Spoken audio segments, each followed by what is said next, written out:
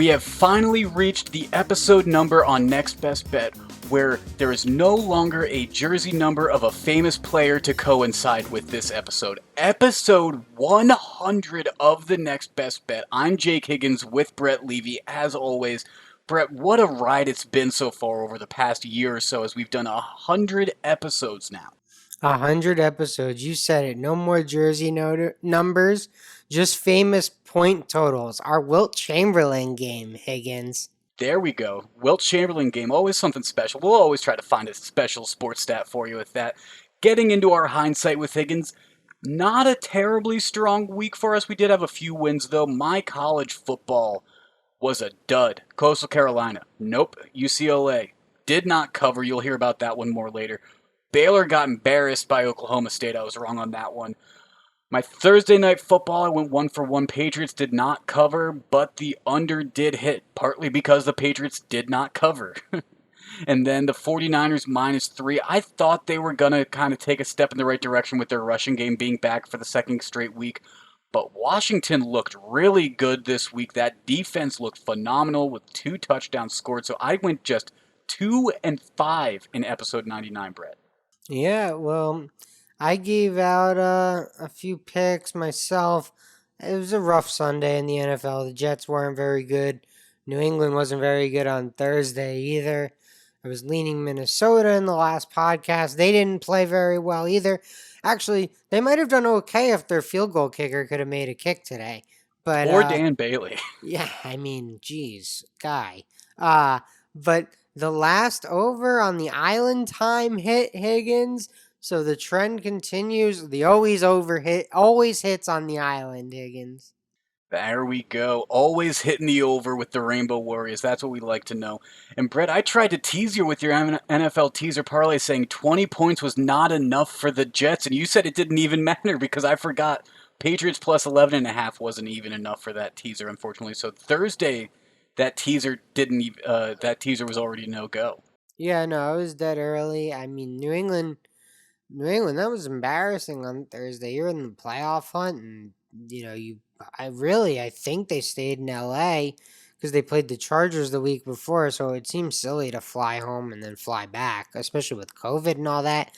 So I assume they stay in LA, and then they just lay an egg. It was a tough one to watch, Higgins.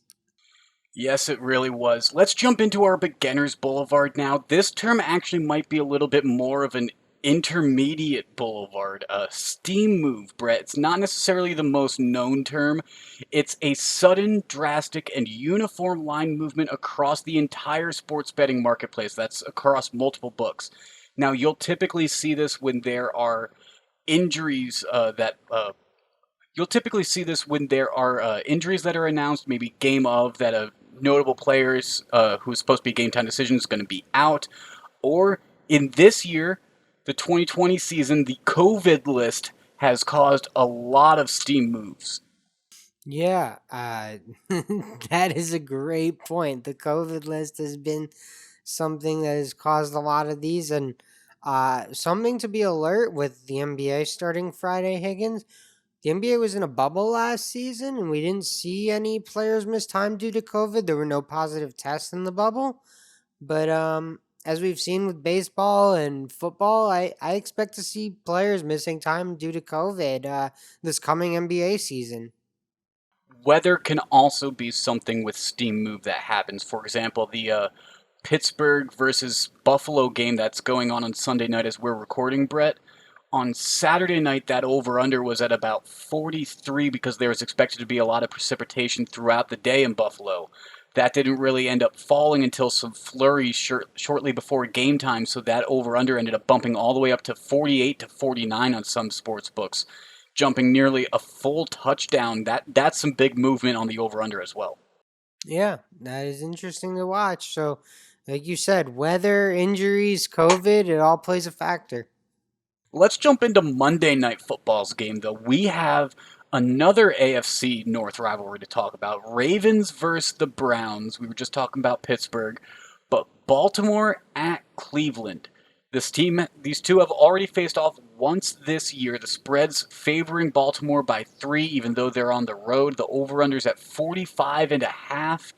And Brett, this should be an interesting game. Baltimore won by rather handedly in the opening game of the season, but since then, both of these teams have really looked a lot differently than we've expected. Yeah, Baltimore looked pretty good last week, though. Lamar looked pretty good. But Cleveland's been really good as underdogs this year, Higgins, and I like them in this spot as underdogs. Yeah, Cleveland +3. I think that's a pretty good pick for you, Brett. I'm going to go with the money line, though. I have a little more confidence in Cleveland because over their past 10 games, Cleveland is 8-2. Over their past 10 games, Baltimore is 5-5.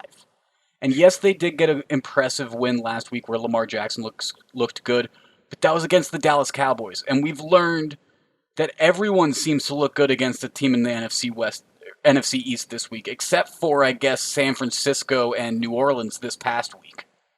Yeah, how about Jalen Hurts? Not bad for his first game beating up on the Saints, so that was pretty impressive. I had a feeling that was going to be a little bit of a trap game, but sticking with this Ravens Browns game, Brett, like we said, you're on Cleveland +3. I'm on Cleveland money line. I also like a player prop here.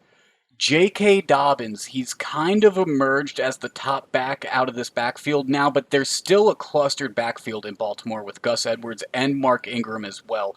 Not to mention Lamar Jackson will take off with the ball, and there will be designed runs for the quarterback as well. So lots of carries get split around. That's part of why J.K. Dobbins averages just 7 carries per game. Now, J.K. Dobbins recently has had more than that in his past few games. He had 11 against Dallas, 15 against Tennessee, 5 against New England, and 12 against Indianapolis, and 15 against Pittsburgh before that. So, 4 of his past 5 games, he had over 10 carries. However, he's only gone over this 46.5 mark 4 times this season. So, I'm going to take the under. Yeah, I'm going to take the I under here, especially with a talented Cleveland team that's been playing pretty well.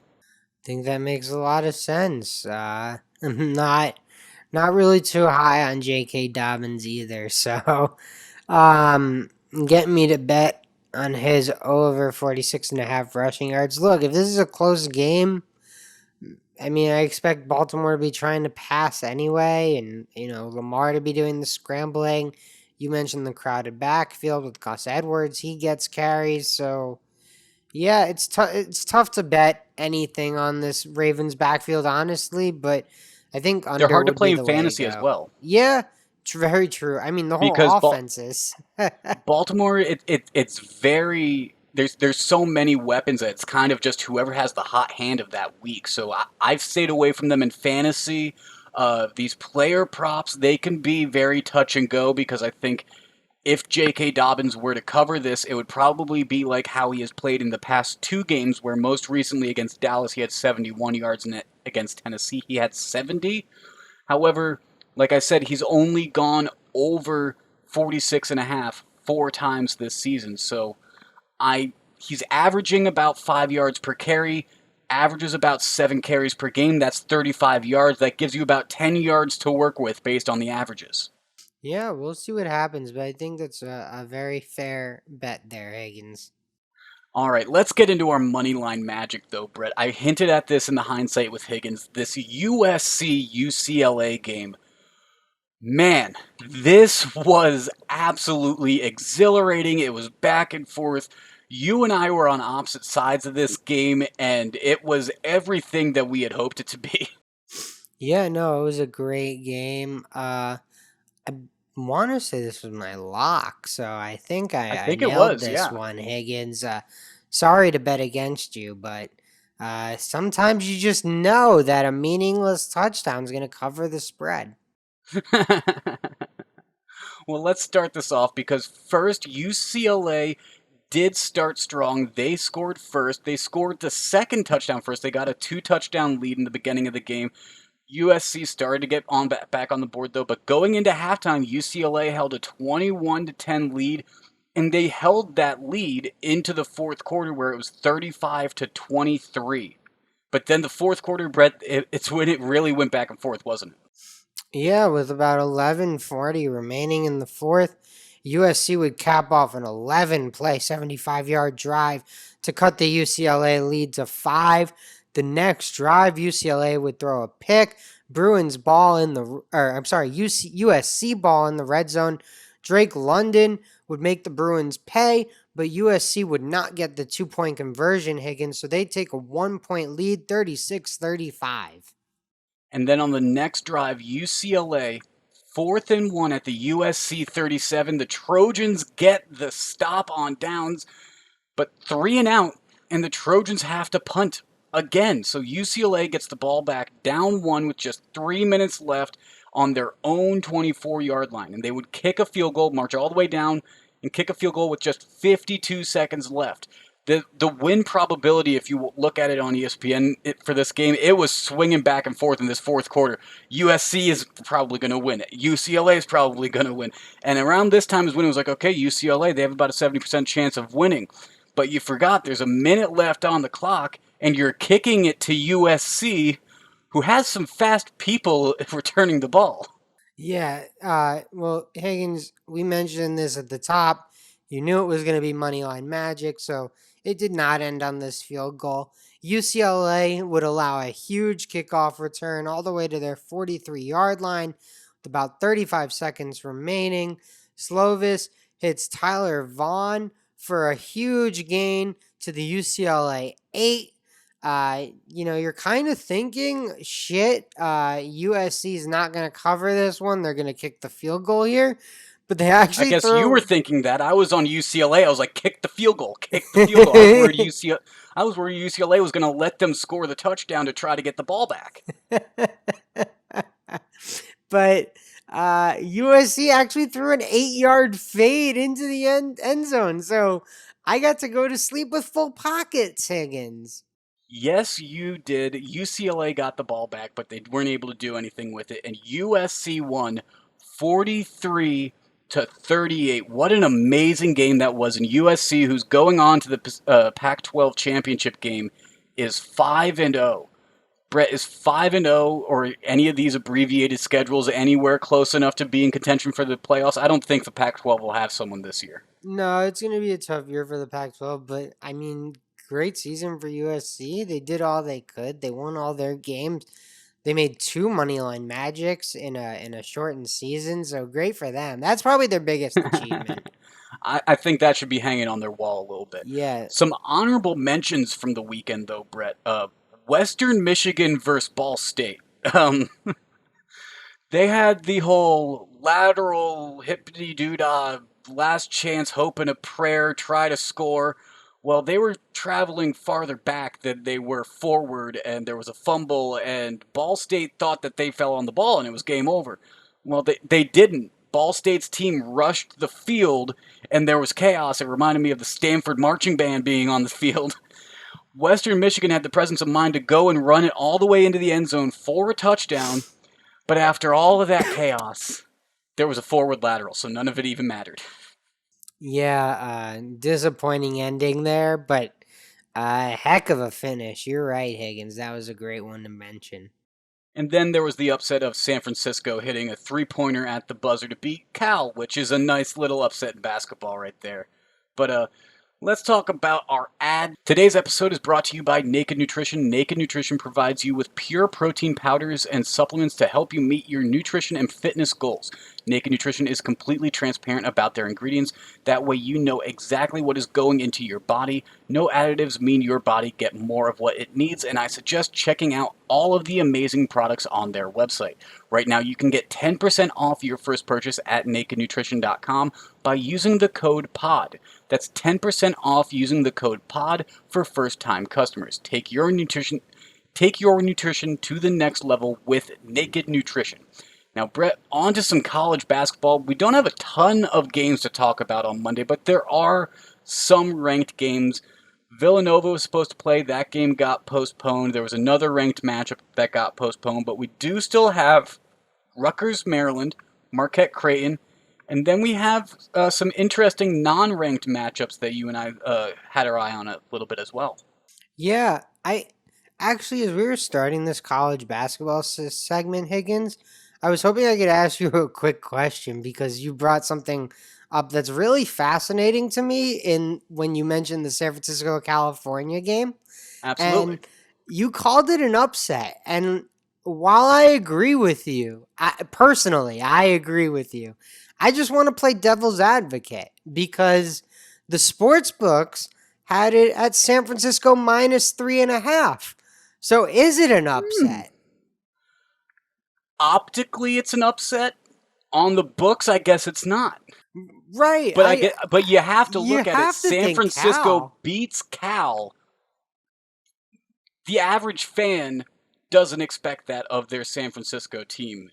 The average alum from San Francisco probably doesn't expect that. The average alum from California does expect that you would beat San Francisco on a given year. Now, the books may have had that separately, but I would say looking at it on paper, I would call that an upset. Yeah, I mean, I agree. Anytime a non-Power Five school goes and beats a Power Five school, I would call it an upset too. But when you said it, Very interesting. ooh, I gotta ask him about that. It's a very interesting point. I'm glad you brought that up. Always important to keep that. Another interesting point here with the Rutgers Maryland game that I was bringing up, Brett.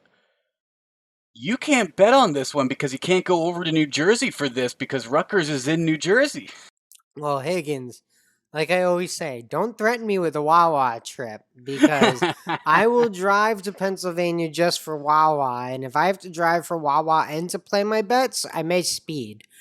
So You don't heard it here threaten me with first. a good. Brett's a Wawa, not a Sheets guy. Big Wawa first. Wawa guy. Wawa on Broad Street. That is home. There we go.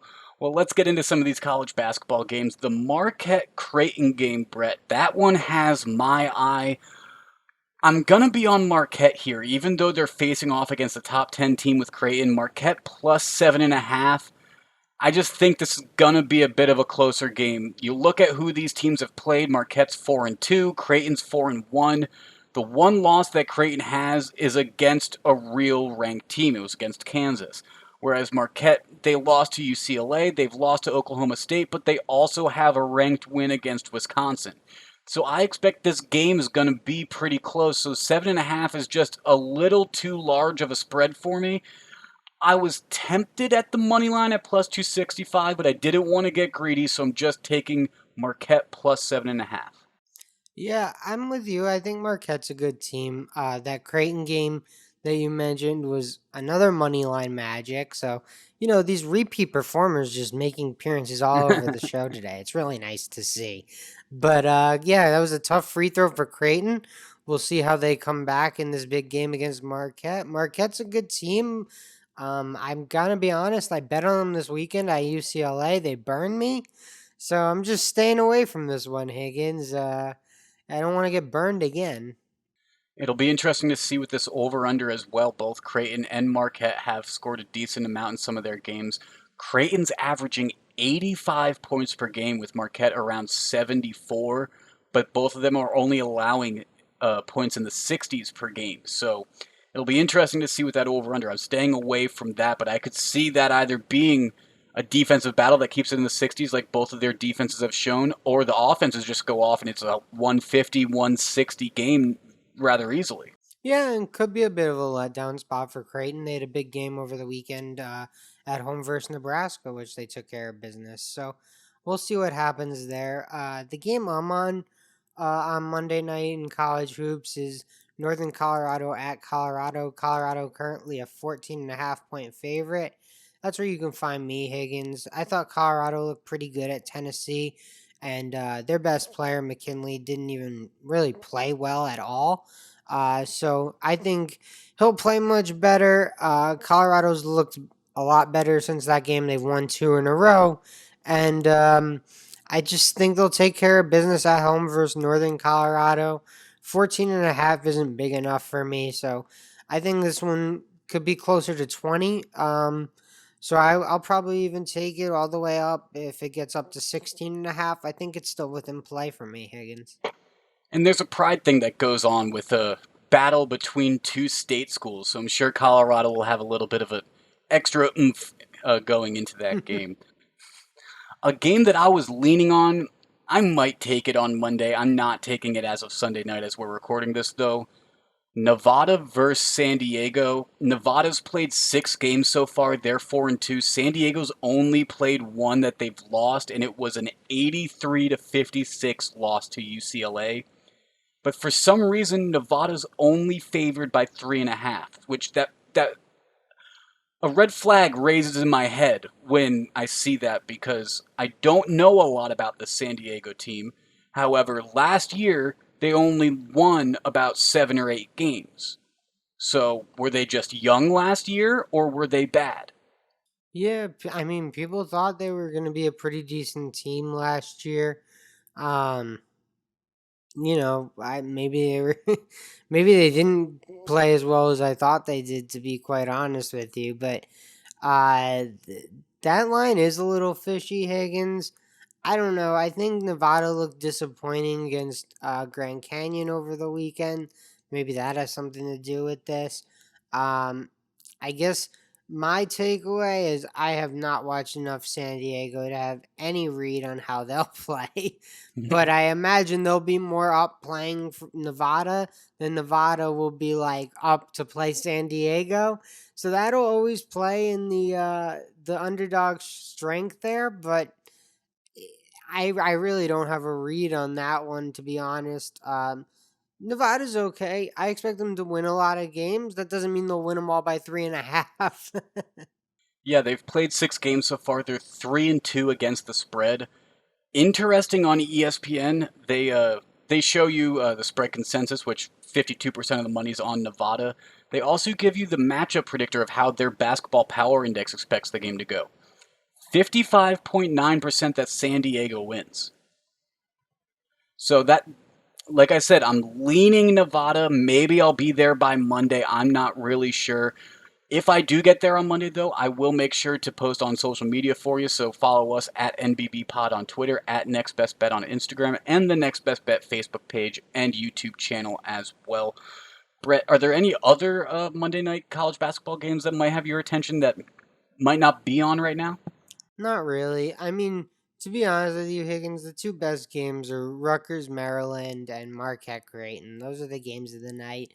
If you're not a Monday Night Football fan, or you're not betting on that, or don't have some fantasy football playoff implications on that, watch two good college hoops games. But it's kind of a night for college basketball, to be honest. Yeah, there's not a lot of games too, and the only 2 games that have been postponed or canceled so far probably were there were 4 games that have been postponed and canceled so far, but Villanova was one game against DePaul, and then Gonzaga against Idaho, which those are two of the bigger programs that would draw a lot of attention or a lot of bets potentially, especially in those scenarios with Gonzaga 3-0 and Idaho 0-4. That would have been an interesting line to see, but we'll never know. Yeah, I just need Chicago State to get back on the court. I need to get more Chicago State fades in there. I saw them. I almost faded them in their last game, but I was not able to pick them. I couldn't I hit stomach it. it. I hit it. It was Loyola Chicago, I think, was their last Okay. one. Okay.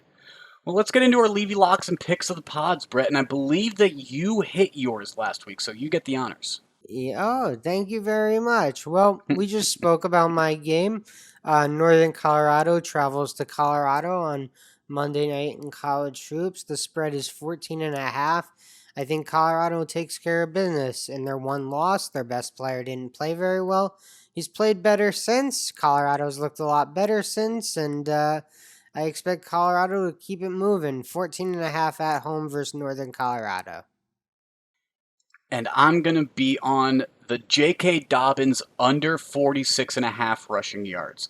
Now, like I said at the top of the show, he's only gone over that amount in a game 4 times this season. The first time that Baltimore played Cleveland was the opening night of the season. 38-6 win that Baltimore had over Cleveland. So you'd have expected that they'd have been running the ball a lot. Well, J.K. Dobbins only had 22 yards. He's gotten the ball a little bit more recently in the past 5 games. 4 of the past 5 games, he's had over 10 carries, but he's averaging 7. He's averaging about 35 yards per game. So I'm going to take the under 46.5 yards. You never know who's going to have the hot night in that backfield. If it's J.K. Dobbins, I'll find out rather early if I'm going to lose that bet, I think. I I'd feel pretty good about that one going into the game. And you know what, Higgins, that may be one of those bets that you have to stay up and watch the whole game, but I I think that's really a fair bet. Like, that's a true 50-50 shot that I think you're getting some decent value on. So I believe in you there, Higgins. And an advantage to living on the West Coast. It's not really staying up to watch the end of Sunday Night Football. True. It's just the normal night. Yeah, that's a great call. No, that's a good point, and that's a big advantage. Maybe biting my nails still though. Maybe, but you might be right. That might come down to the wire. We'll see. Well, if you Like I hear said, me follow us on. snoring, I apologize. Like I said, make sure to follow us on social media as we'll have some pics before our next episode posted on Thursday. Follow us at NBB Pod on Twitter, at Next Best Bet on Instagram, and the Next Best Bet Facebook page and YouTube channel. This has been episode 100 of the Next Best Bet. Triple digits, baby. We've hit it. For Brett, I'm Jake. We'll talk to you again on Thursday.